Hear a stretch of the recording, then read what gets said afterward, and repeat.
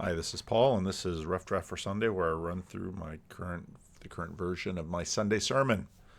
Those of you who live in Sacramento know that the Sacramento Kings are good again. They were good when I got here in the late 90s, early aughts, and then they were bad again for a very long time, and they're good again. And one of the things that they've added to their repertoire beyond the Golden One Arena where they play instead of the Sleep Train Arena that was up in this is a downtown arena. And when they win, they light the beam. And if they're winning towards the end of the game, the chant goes up, light the beam, light the beam. And a player comes and hits the button, and this laser beam shoots up from Golden One Arena all the way up to the sky. And you can see it all over town. We live a number of miles from downtown, and we can see it up in the sky. You can see it just driving into the city, this beam of light that goes from Golden One Arena up into the heavens. Now, I was having lunch with a pastor friend of mine, and he was the one who told me about it first. I hadn't heard about it. He's the one who told me about it. It said basically, it's like, could you ever imagine anything less religious than that? And it's deeply symbolic. That beam connects heaven and earth. And when the Kings win, they connect heaven and earth. And it makes me think of the pillar of fire by day, the pillar of smoke by day, and the pillar of fire by night that guided the Israelites through the desert. And whenever that pillar moved, and they followed it all over the desert. And that pillar connected heaven and earth. I don't need the headphones on. I'm not playing anything right now. There's something, now most people in Sacramento won't think about this, but something deep inside them when it happens, the Kings winning connects heaven and earth. That's why athletes pray for wins and such. Now, the ancient technology for this wasn't altars, or wasn't laser beams, it was altars. Altars connect heaven and earth.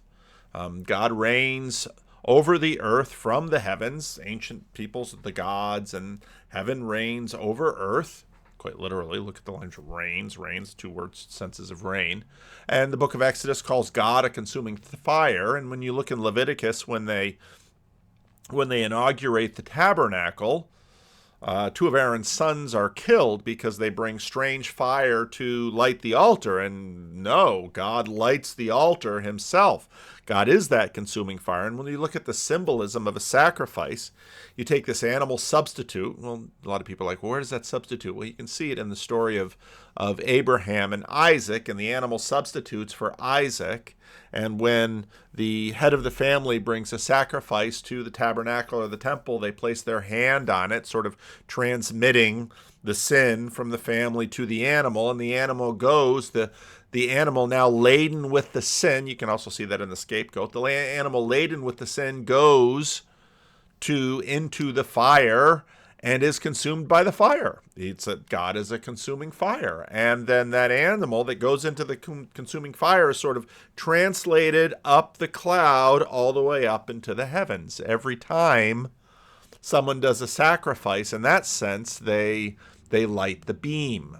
And altars are ubiquitous throughout the world. And in many cultures, they did practice human sacrifice. The children of Israel did not practice human sacrifice. It was against the religion given them by God, but these animals were in the way. Whenever you had to dedicate someone, you brought a sacrifice, and that animal is the substitute for the dedication of the person. The animal dies so that the person can live. Now, Israel's mission was to connect heaven and earth. And Israel, all the people of the earth were going to get connected to Israel, and Israel could connect heaven and earth. And then the calamity of the fall, the calamity that we see all around us in the world, that would be undone. Because when you start the story, the man and the woman live in the garden with God, and then the man and the woman are exiled from the garden, and they're no longer living with God. And the goal is that we would live with God again. You can see that in the book of Revelation. It's creation restored, a holy God living in the midst of his people. As I mentioned a couple weeks ago, quoting Andrew Clavin, Israel is the theater for God's relationship with his people. And the tabernacle and the temple is the location of God's dwelling with his people. This is the nexus point, is the place where heaven and earth get connected. And that's what the whole story is about. And of course, the tabernacle is movable, and once they're settled in the land, eventually Jerusalem becomes the place, and the temple is built in Jerusalem, and the temple connects Israel to God, and then, that's the way that the chain worked and was supposed to work. The temple was crucial in understanding God's relationship with his people. So when the book of Jeremiah, a couple weeks ago, we talked about Jeremiah a bit, and the people are like, God would never allow anyone to conquer Jerusalem because this is the nexus point. It's way too sensitive for God to do this. And don't play chicken with God. The temple was God's embassy upon the earth, connecting earth to the ruling courtroom of heaven, which made the destruction of the temple by the Babylonians the severed connection between God and his people, the collapse of the project that God had begun, taking them out of Egypt and bringing them to the desert. The loss of the temple is feared to be the loss of the connection between heaven and earth, and this is why during the exilic prophets like Ezekiel, there's envisioned a new temple. Why? Because that's how the connection gets restored. And Ezekiel is in such a surprise to see God in sort of his movable throne with the cherubim over Egypt. And the message was, well, that God can go anywhere. God isn't limited just to these places where we put him in. But how could atonement be made without a tabernacle? How could atonement be made without the altars, without the temple, without the beam that connects heaven and earth? Would there be a way to begin again? Well, the temple would have to be rebuilt. And so after the temple is destroyed by the Babylonians, everyone's looking for the temple to be rebuilt. And God will work through that. Well, in the first year of Cyrus, king of Persia, in order to fulfill the word of the Lord spoken by Jeremiah, the Lord moved the heart of Cyrus, king of Persia, to make a proclamation throughout his realm and also put it in writing. This is what Cyrus, king of Persia, said. The Lord, the God of heaven, has given me all the kingdoms of the earth, and he has appointed me to build a temple for him at Jerusalem in Judah. Now, Cyrus was actually building temples all over his conquered realm because, stay in the favor of the gods.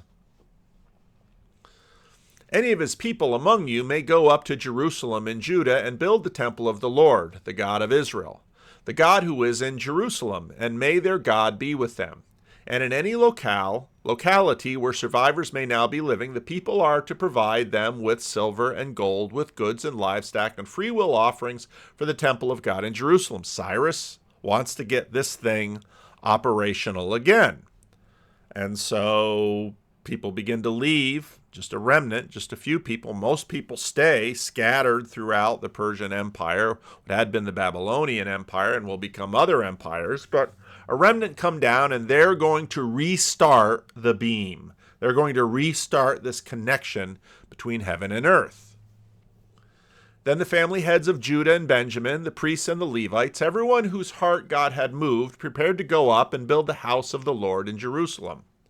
All their neighbors assisted them with articles of silver and gold, with goods and livestock, and with valuable gifts, in addition to all the freewill offerings.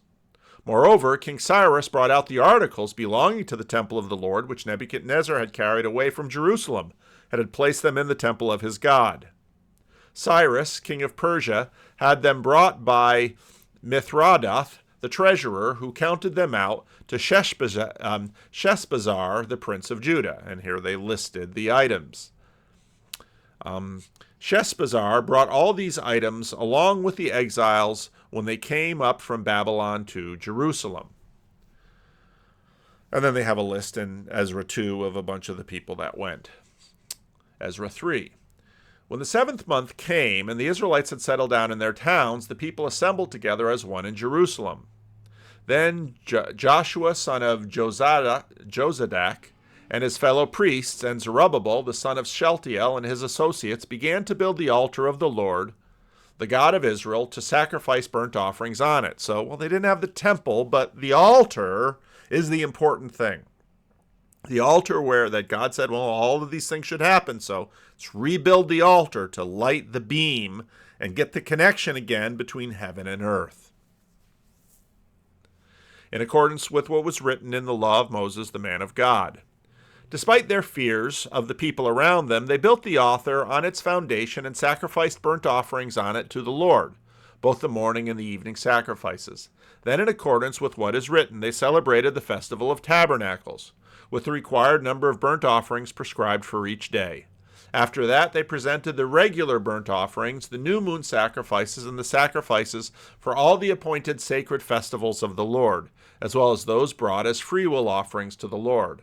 On the first day of the 7th month, they began to offer burnt offerings to the Lord, though the foundation of the Lord's temple had not been laid. Now, it actually takes a long time before they really begin to build the temple, like 18 years, and it takes them another 5 years to complete the temple.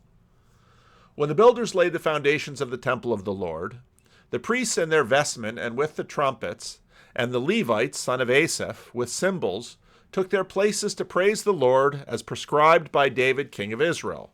With praise and thanksgiving they sang to the Lord, "He is good, his love towards Israel endures forever." And all the people gave a great shout of praise to the Lord, because the foundations of the house of the Lord was laid. But many of the older priests and Levites and family heads who had seen the former temple wept aloud when they saw the foundation of this temple being laid, while many others shouted for joy. Now, it doesn't go into here in the text why. We do know, and we'll see that a little later on, that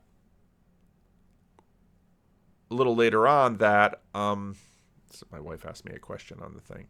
A little later on, that the temple was smaller. No one could distinguish the sound of shouts of joy from the sound of weeping, because the people made so much noise, and the sound was heard far away. It's a super interesting moment. Now, obviously, those who wept, there was joy in their tears, because now suddenly the connection could be remade.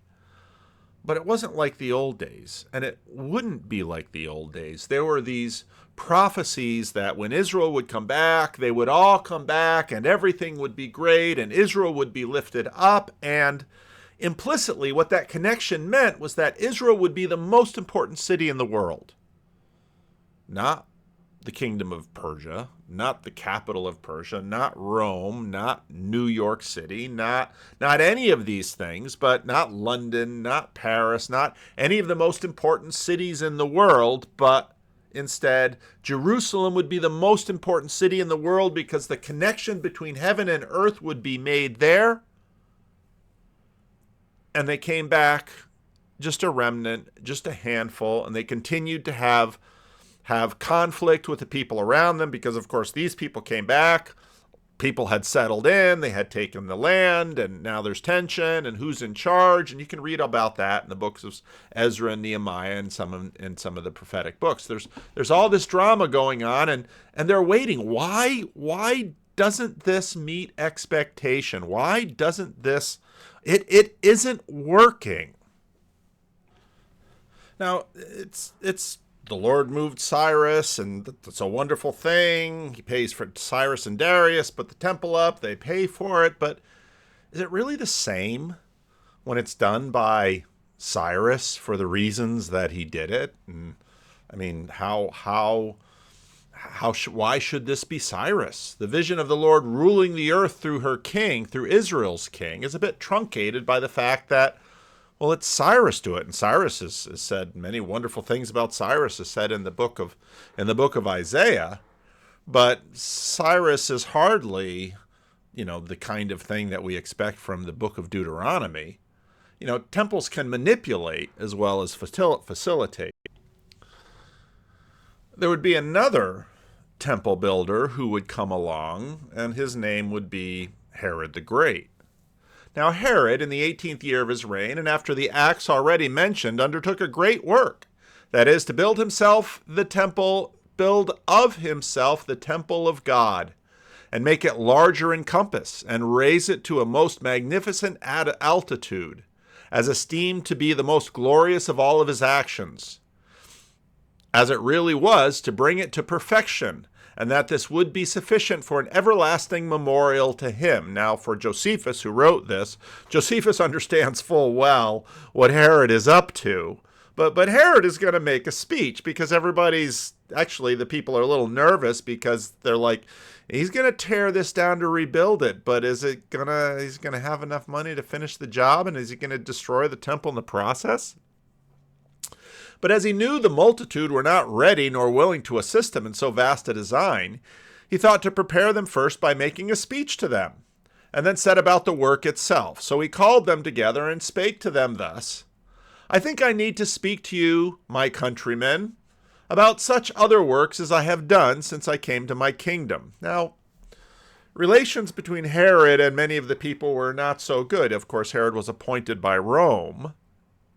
And, there's the story that when Herod knew he was on the deathbed, he filled a space full of the religious leaders of the people and told his servants that the moment that he dies, they should slaughter these, so at least there'll be mourning in the country, because he was afraid that, truth be told, when he died, everybody would cheer.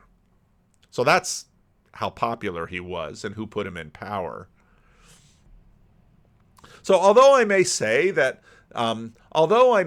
they have been performed in such a manner as to bring more security to you than glory to myself, for I have neither been negligent in the most difficult times about what tended to ease your necessities, nor have the buildings I have made been so proper to preserve me as yourselves from injury. And I imagine that, with God's assistance, I have advanced the nation of the Jews to a degree of happiness which they have never had before. In other words, I've been the best king you've ever had. Everything I've done has been for you. All those palaces that I live in, they're all for you.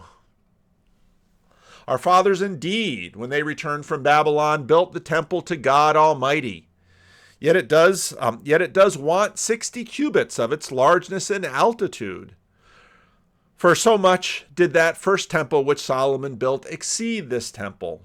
Nor let anyone condemn our fathers for their negligence or want of piety herein, for it was not their fault that the temple was no higher. For they were Cyrus and Darius, son of Histops,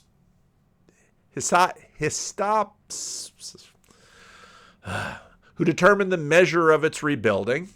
And it has been by reason of the subjection of those fathers of ours to them, and to their posterity, and after them, the Macedonians, that they had not the opportunity to follow the original model of this pious edifice, nor could raise it to its ancient altitude. But since I am now by God's will your governor, and have had peace a long time, and have gained great riches and large revenues, and that is the principle of it all, I am at amity with and well regarded by the Romans, who, if I may say so, are the rulers of the whole world. Now, right there you have the tension. Well, aren't God's chosen people supposed to be rulers of the whole world? Not the Romans, not the Persians. Yeah, it's nice to blame it on the Persians that they didn't send enough money to build it tall enough.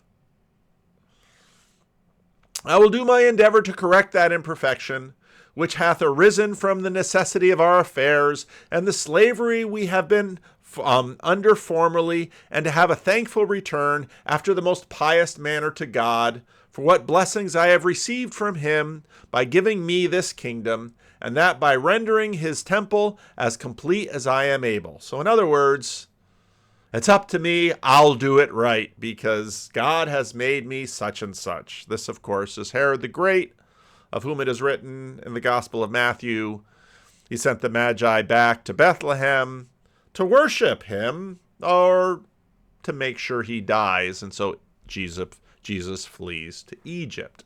Yes, it's that Herod who builds the temple that is around during Jesus' time, and the Wailing Wall that is still in Jerusalem today is of Herod's construction. Karl Rahner said, Catholic theologian, in the torment of the insufficiency of everything attainable, we come to understand that here, in this life, all symphonies remain unfinished. It's really awesome when the Kings win and Sacramento's super happy to have once again a playoff contender. And, isn't it great to go watch the Kings, but never quite makes it. Even if they win, well, then you want to win again. It never quite achieves, never quite attains. All symphonies left unfinished. They have the beam. It's great to watch that beam in the sky. Jesus says, I am the way, the truth, and the life. No one comes to the Father except through me. Now, what building, what ceremony, what offering, what political arrangement will finally be found sufficient? From noon until 3 in the afternoon, darkness came over all the land. About 3 in the afternoon, Jesus cried out in a loud voice, Eli, Eli, lama sabachthani, which means, my God, why have you forsaken me? When some of those standing heard this, they said, he's calling Elijah. Immediately one of them ran and got a sponge. He filled it with wine vinegar and put it on a staff and offered it to Jesus to drink. The rest said, now leave him alone. Let's see if Elijah comes to save him. And when Jesus had cried out again in a loud voice, he gave up his spirit. At that moment, the curtain of the temple was torn from top to bottom. The earth shook, the rocks split, and the tombs broke open. The bodies of many holy people who had died were raised to life. They came out of the tombs after Jesus' resurrection and went into the holy city and appeared to many people. When the centurion and those with him who were guarding Jesus saw the earthquake and all that had happened, they were terrified and exclaimed, surely he was the Son of God. Jesus talked about the temple and said, tear it down and in 3 days I'll raise it up.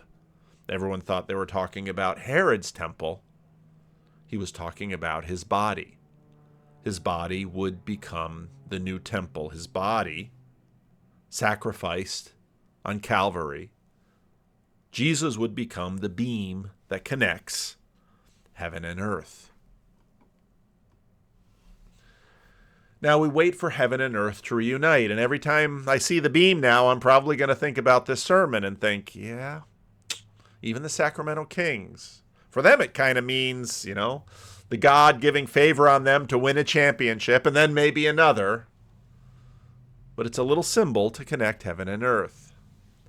Advent is about waiting, praying, hoping, and beginning to receive what has been promised. He has been given, and he keeps on giving. He will not stop until he completes what he began. Amen.